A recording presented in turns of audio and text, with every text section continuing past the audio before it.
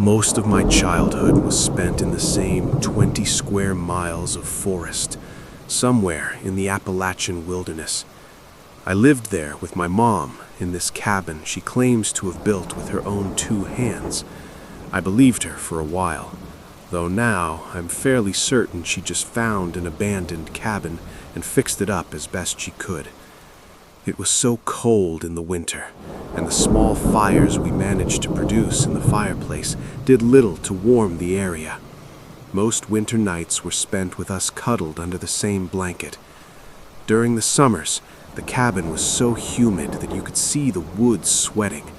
Often we'd opt for sleeping outside on summer nights, despite the clouds of mosquitoes that the makeshift netting my mom made from old fabric did little to quell.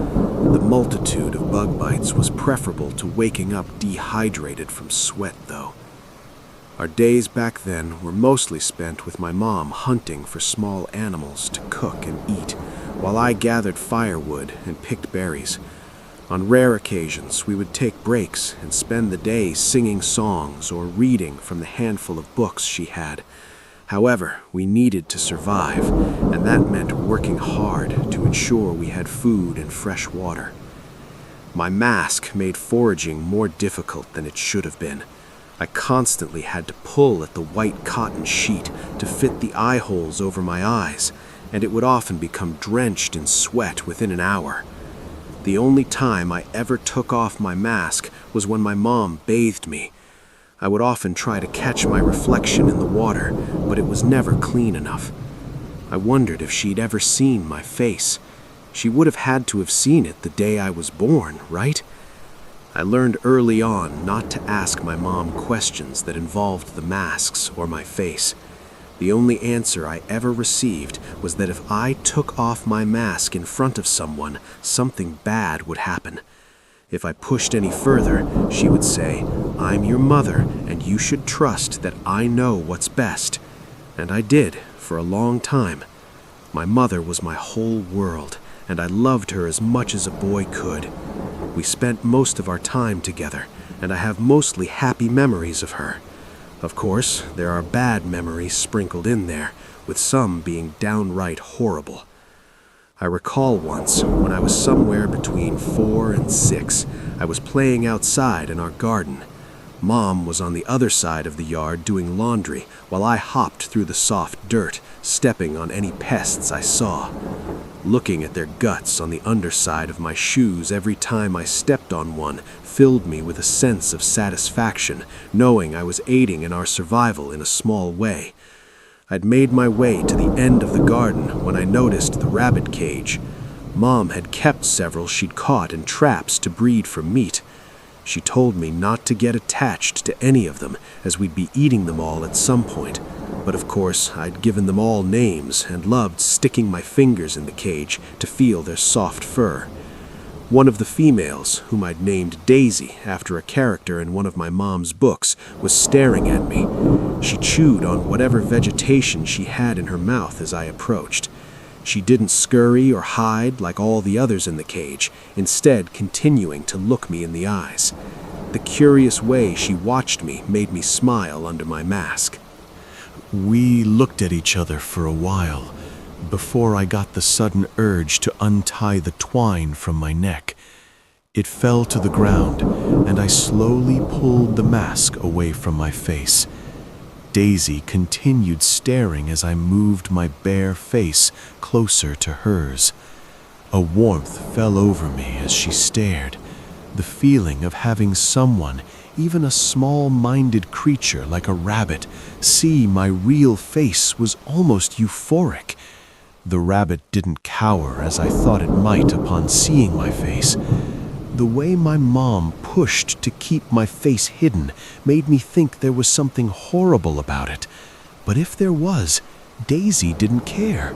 She didn't look at me any differently than she might my mom or one of the other rabbits. It made me smile brighter than I ever had. "Nestor!" called my mom from around the corner. I struggled to grab my mask from the ground and throw it back on my face, but it was too late. Mom grabbed me by the shoulder while staring at the sky and smacked the back of my head hard enough to make my vision blur. "Put your mask back on right now," she cried. I did as she asked, and she pulled me away from the scene, leaving Daisy still staring in the spot where I'd been standing. We had Daisy for dinner that night. Mom didn't have to tell me, as I'd seen her take Daisy from the cage from my bedroom window. I listened to her frantic squeaks before Mom likely broke her neck, as was her common method for killing our dinner. Daisy lay in a charred pile in the center of the table that night. Mom pulled off one of her legs and threw it on my plate. "Eat," she said. Tears soaked the inside of my mask as I pulled down the mouth hole a bit so it sat as close to my mouth as I could get it. I picked up Daisy's leg and brought it to my lips. "Eat," she yelled. I took a bite of the unseasoned meat and tore it away from the bone. I closed my eyes while chewing and swallowed. Mom nodded and began eating some breast meat, satisfied. "Do you realize what could have happened if I accidentally saw you without your mask?" she asked. "No, you won't tell me," I returned defiantly. Mom paused, as if trying to gather her thoughts. She sighed, then gave her constant answer of something bad. I felt my mask poking at the small holes that begun to form along the neck. I'd have a new one the first time I met another person. Like the last mask, this one was made from cloth, but it was a bit thicker, as if it were made from a thick jacket. Despite this, it breathed better, making the summer trips collecting berries a bit more bearable. I was 8 or 9 years old during one of these trips, and several yards from us, I spotted a bush covered in red berries. We avoided the green berries, and most of what we ate was dark purple and bitter. However, the red ones had a sweet, tangy flavor that I still crave sometimes. I rushed over to them, carrying my basket in tow. I hadn't gotten used to my long legs and arms from my growth spurt earlier that year, so I awkwardly flopped around before reaching the bush. As I approached, it moved a little, like something was inside. I moved closer, assuming it was a squirrel or some other small critter I could easily fight off. A mop of blonde hair poked out from the side of the bush. I rounded it to see the back of a kid. They turned as soon as I approached, and I was met with a blue-eyed, skinny blonde girl. She was around my age. Her hair fell past her shoulders, and it was full of leaves. The dirt stains on her clothes and scratches across her bare legs told me she's been in the woods for a while. "Hi," the girl said with a bright smile. I backed away a bit. "Why are you wearing a mask? Are you a superhero?" she asked with a mocking laugh. "Superhero?" I asked. "Yeah," she returned before reaching into her back pocket and pulling out a rolled comic book. She handed it to me, and I saw Spider-Man written on the front.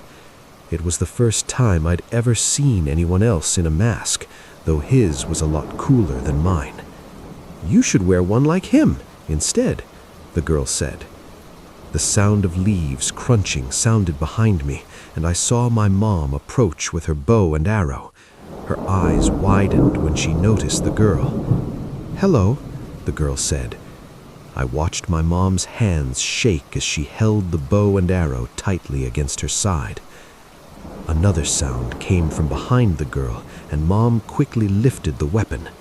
It was a man with a large brown beard. He spotted my mom instantly and threw his hands up in submission while slowly moving in front of the girl. "Who are you?" Mom asked. Hello," he said. "I'm Monty, and this is my daughter, Jamie. We're camping nearby. Sorry, I didn't know we were on someone's property." Mom refused to lower the bow and arrow. You need to leave." "Is this your property?" the man asked. Mom bit her lip and her arm started to shake. "Yes," she said. "Would the park's office confirm that if I called?" he asked. Mom lowered the bow a little. "Jamie, why don't you go find some firewood?" he said.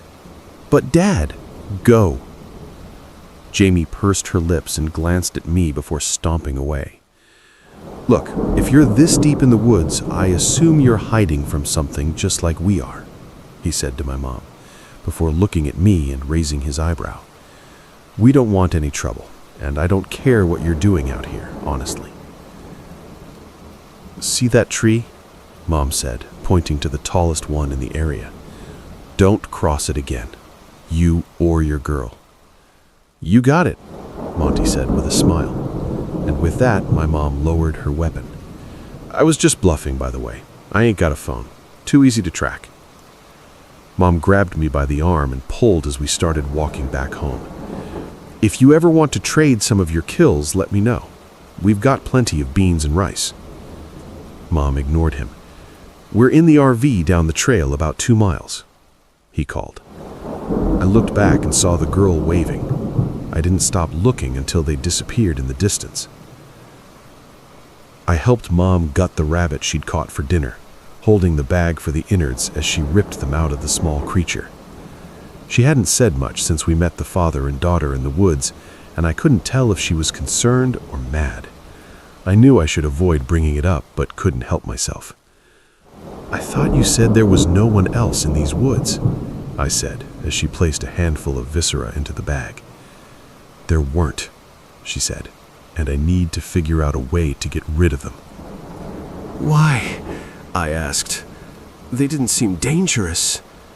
She paused. "Everyone is dangerous, Nestor." I dropped my head and stared into the bag for a while, not meaning to. My eyes got lost in the red and pink mixture that slid with every slight movement. The image of the girl popped into my head and wouldn't seem to leave. "You're thinking about her, aren't you?" Mom asked. Over time, I've learned many moms have this ability to predict exactly what their child is thinking, or at least offer a good guess. She was around your age. I looked at my mom, then back into the bag. She dropped the rabbit onto the wood slab and knelt in front of me. "I know you're lonely, but you know it has to be this way," she said. "But why?" I asked. "You never tell me." "I tell you that you need to trust me," she said before standing back up. "And that should be the only explanation you need." It wasn't, though. I don't know if it was the fact that my mind was changing in adolescence, or I'd finally had enough, but I'd already started thinking of ways I could sneak away and meet that girl again. "I know what will make you feel better," Mom said, before taking off her blood-stained gloves and going inside. She came back out a few minutes later, holding something behind her back. She stopped in front of me, and my hands started to shake with excitement. I'd never gotten a gift before, and never expected one. The feeling of excitement was something I hadn't had much experience with. She paused for a few more moments as I felt I was about to burst. She finally revealed what looked like a light brown mass, the color of a dying tree. She smiled as he handed it to me. It felt smooth and almost sticky. I pulled the edges apart to see that it was a new mask, but it was nothing like the ones I'd had before. This one had actual facial features. A mouth with lips, a nose like my mom's, and eyebrows. "I made it with rabbit skins," she said. "I thought you'd like having one that looks like an actual face." I stared at it, trying to appear grateful but struggling to understand how I actually felt. "Well, try it on," she said. I did as she asked, pulling the thin leather across my head and to my neck. It fit tightly against my head. The eye holes were perfectly situated so I wouldn't have to pull the mask down to see. You probably won't want to wear it in the summer, but I tried to make it more comfortable and durable than your last one. I breathed in the gamey smell of the leather and pressed my tongue against the inside of my mouth. "Well, what do you think?" she asked. "Thanks," I said, wishing it looked more like Spider-Man's. Mom was always exhausted after a day of hunting, especially during the summer. It was almost impossible to wake her up. Once she fell asleep, I snuck out of the cabin and into the woods. I followed the path, remembering what Monty said about their RV being 2 miles down the trail. As I walked in the darkness, I wondered why I was trying so hard to see this girl again. I'd been fine living my whole life without anyone besides Mom, though I'd begun to wonder if that feeling of complacency came from a secluded life. I'd been walking around for half an hour when I heard voices a few yards away. I ducked into the nearby trees and spotted a fire that gave way to a dingy brown RV. Monty sat in a chair beside the fire while Jamie danced around it. I moved closer without meaning to, not realizing I was no longer hidden. Jamie spotted me as she rounded the fire. I watched her say something to him before she came skipping towards me. "Hey, Spider-Man," she said. "I like your new mask." "Thanks," I said. "My name is Nestor." I like Spider-Man better," she said. "Come on. I told my dad I was going to pee, but I want to show you something." She grabbed my hand and pulled me into the woods. Her hand was soft and warm, despite it being chilly that night. I still remember that. The temperature of her hand left an impression on mine that seemed to remain for years. We walked a few yards more until she stopped at a small ditch with a thin stream at the bottom. She smiled at me before sliding to the edge of the stream. I paused before following. At the bottom, she caught my arm and stopped me from going face first into the creek. She laughed, and I laughed back. "Look," she said, pointing in the creek. I scanned the surface of the dark water, unsure of what she was pointing at. "Tadpoles," she said with excitement. I looked again, and in the moon's reflection, I saw tiny black dots swimming near the edge of the creek. "They'll grow legs soon. That's what I learned in school. Do you go to school?" I shook my head. "Yeah, I'm not right now, but my dad said I can go back soon when we leave the woods." Despite not knowing her well, the thought of her leaving made my chest hurt. "Jamie!" cried Monty from somewhere in the woods. "I gotta go," she said softly. "Come visit me again. Just whistle 3 times and I'll come find you in the woods." She climbed up the ditch and waved before disappearing. I only went to visit her on the nights my mom was exhausted. Sometimes Jamie was already in bed when I arrived. We only saw each other once every couple of weeks, but the times we saw each other made up for all the time away that I wanted to see her. Seeing her was like seeing sunshine after weeks of rain. On these late-night meetings, Jamie told me all about her life out of the woods, the friends she had back in her hometown, the restaurants she missed, the afternoons she spent at their local library reading whichever book had the coolest cover. "Have you ever read The Boxcar Children?" she asked me one night. I shook my head. My mom had a small collection of books, and most were too long for me to be interested in. The only 3 I had read from her collection were one about local wildlife and an old cookbook with faded letters. "Whenever I leave, you can visit me and I'll let you borrow it," she said while hitting tall blades of grass with a stick. "I have the whole collection. Oh, and we can go to the movies. I love going to the movies. I used to go all the time with my mom and dad before they broke up." "Broke up?" I asked. Yeah, it's like when adults decide they don't like each other anymore, so they stop living together. She knew so much more than me about movies, books, the world, everything. You've really lived out here your whole life, Spider-Man? She asked. Yeah, I think so, I said. That's cool. You're like this guy in this movie I like called Tarzan, except you weren't raised by gorillas, right? She laughed. We found a clearing and sat in the cool grass.